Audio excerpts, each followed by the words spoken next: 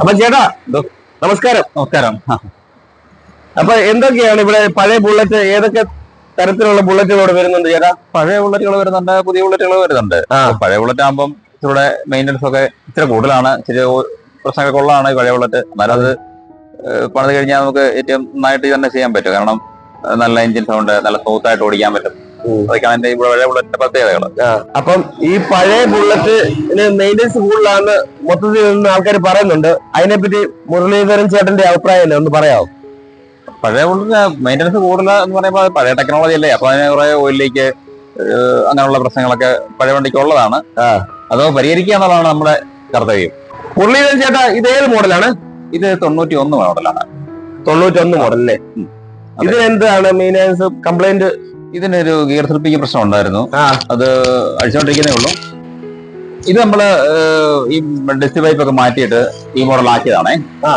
അപ്പൊ കാരണം ഈ മൺകാടിൽ ഒരേ ഒരു പ്രശ്നമൊക്കെ ഉണ്ട്. ഇപ്പൊ മൺകാടെ ഈ ഡിസ്ക് പൈപ്പ് അതെല്ലാം പരിഹരിച്ചുകൊണ്ട് അതങ്ങ് ഒഴിവാക്കി വേറൊരു ടൈപ്പിലാക്കിയതാ. പിന്നെ ഇനി ഇത് അഴിച്ചുകൊണ്ടിരിക്കുന്നേ ഉള്ളൂ. പെയിന്റിങ് എല്ലാം കിടക്കുവാണ്. അതെയാ? ചെയ്യണം. ഇതിനൊരു ഗിയർ സ്ലിപ്പിംഗ് ഉണ്ട്, ഫസ്റ്റ് ഗിയർ സ്ലിപ്പിംഗ് ഒരു ഉണ്ട്. ഫസ്റ്റ് ഗിയർ സ്ലിപ്പിംഗ് ഉണ്ട്, സ്ലിപ്പിംഗ് ഉണ്ടല്ലേ? അത് നമുക്ക് പരിഹരിക്കണം. അത് ശരിയാക്കി പിന്നെ അത് അങ്ങനെ പ്രശ്നമേ വരത്തില്ല. ആ ഗിയർ എല്ലാം ഒന്ന് ഗ്രൈൻഡ് ചെയ്ത് ഒരു ലോക്ക് ആക്കുന്ന പരിപാടിയുണ്ട്. ചെയ്ത് കഴിഞ്ഞാൽ പിന്നെ അത് മേലെ പിന്നെ ഗിയർ സ്ലിപ്പിംഗ് വരത്തില്ല. പഴയ ബുള്ളിന്റെ കംപ്ലൈന്റ് ചിലതിന്റെ മിസ്സിങ് വരാറുണ്ട്. പിന്നെ ഗിയർ സ്ലിപ്പിംഗ് ഒരു ഘടകമാണ്. അങ്ങനെയൊക്കെയുള്ള പ്രശ്നം. പിന്നെ ഓയിൽ ലീക്കിന്റെ പ്രശ്നം പഴയ വണ്ടിക്ക് കൂടുതലായിട്ടുണ്ട്. പഴയ വണ്ടിക്കുണ്ട്. അത് ഒരുപാട് പീസുകൾ, എഞ്ചിന്റെ പീസുകളൊക്കെ വരുന്നതുകൊണ്ടാണ് അങ്ങനെ സംഭവിക്കുന്നത്.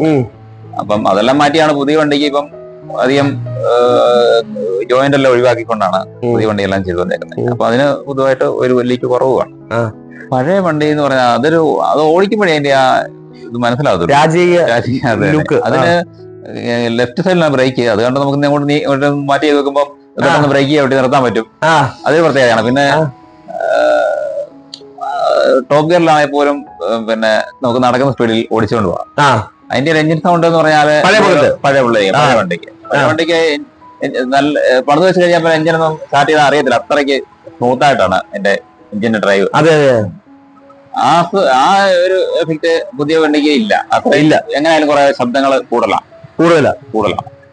അല്ലെ, പഴയ ആ വണ്ടിയുടെ എക്കോ സൗണ്ട് ആൾക്കാരെ ഇപ്പോഴും അതെ എല്ലാവരുടെയും മനസ്സിലാതാ കിടക്കുന്നത്. അതെ, ഭയങ്കര ഒരു മുഴക്കം. അത് തന്നെ ബാസ്. പഴയ വണ്ടികളൊരു ചുരുക്കേ കൊടുക്കത്തുള്ളൂ. അതൊരു ഹരമാണ് ബുള്ളറ്റ്. അത് 87 വണ്ടിയാണ്. ഈ വണ്ടിയോ? 87 മോഡൽ അല്ലേ? കൊടുക്കുന്ന വണ്ടിയൊന്നും അല്ല. ഇതിനകത്ത് ഈ പഴയ ബുള്ളറ്റിന് മെയിൻ്റനൻസ് വന്നാൽ ഏകദേശം എത്ര എമൗണ്ട് ആവും? ഏകദേശം ഫുള്ള് പണിയുമ്പോഴോ? ഫുള്ള് പണിയുമ്പം ഇഞ്ചിൻ പണിയൊക്കെ വന്നു കഴിഞ്ഞാൽ ഇഞ്ചിൻ പണിയെല്ലാം കൂടെ കൂട്ടുമ്പോ 60 രൂപ ഒക്കെ ആവും. 60 രൂപ ആവും. അത് പിന്നെ പണിയുടെ വ്യത്യാസങ്ങൾ വന്നേക്കാം. പെയിന്റിങ്ങിന്റെ ഞാൻ പറയട്ടെ, ഇപ്പം ഈ ബുള്ളറ്റ് ആഗ്രഹിച്ച് പഴയ ബുള്ളറ്റ് എടുത്ത് ആഗ്രഹിച്ച് ഒരുപാട് ആഗ്രഹിച്ച് നടക്കുന്ന ആൾക്കാരുണ്ടല്ലോ. പുതിയ പഴയ ബുള്ളറ്റ് തന്നെ അവർക്ക് മതി. അവര് എടുത്തു കഴിഞ്ഞ് കുറച്ചു നാൾ കഴിയുമ്പോൾ പെട്ടുപോവാ. ഇഞ്ചിൻ പണിയൊക്കെ വന്നു പോകും. ഇഞ്ചിൻ പണിയൊക്കെ വന്നു പോയി കഴിഞ്ഞാൽ ഏകദേശം ഒരു എമൗണ്ട് ഇഞ്ചിൻ പണി 60,000 രൂപ ആവും അല്ലേ? അതിന് ലെയ്ത്ത് വർക്കൊക്കെ ലെയ്ത്തിൽ കുറെ വർക്കുകളുണ്ട്. ഇത്രയും പൈസ കൂടുതൽ കാര്യം.